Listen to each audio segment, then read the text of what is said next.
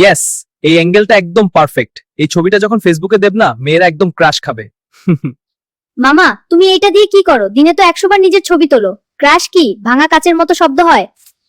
আরে পিচ্চি, তুই বুঝবি না, এটাকে বলে পার্সোনাল ব্র্যান্ডিং। যা ওদিকে গিয়ে খেল, আমাকে ডিস্টার্ব করিস না। ওহ মামা, তোমার পকেটে ওটা কি?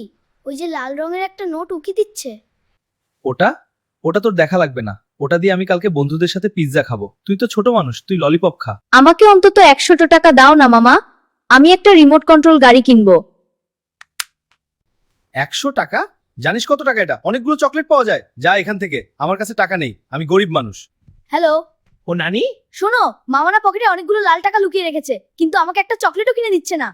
ওহ নানি শোনো, মামা না কাল রাতে কার সাথে যেন ফোনে জান পাখি বলে কথা বলছিল।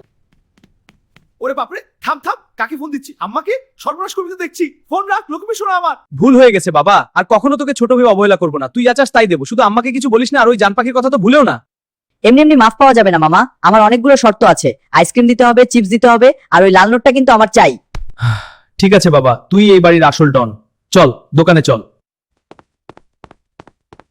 মামা এখন বলো তো জান পাখি কে? ওটা তোর মামি হবে রে পাগলা। তুই বড় হো, তোকেও শিখিয়ে দেবো, কিন্তু আপাতত এই আইসক্রিম আর 1000 টাকার লাল নোটটা নিয়েই খুশি থাকবে। মামা, আমি তো নানিকে ফোনই দেইনি। ফোনের তো চার্জই ছিল না, আমি শুধু অভিনয় করছিলাম। কি, তুই তো দেখি আমার চেয়েও বড় অভিনেতা। চল বাড়ি চল, তোর নানিকে গিয়ে বলি তুই আমাকে ব্ল্যাকমেল করেছিস। খুব মজা লাগছে রে। হ্যাঁ দারুণ। চল বাড়ি যাই। হ্যাঁ চলো।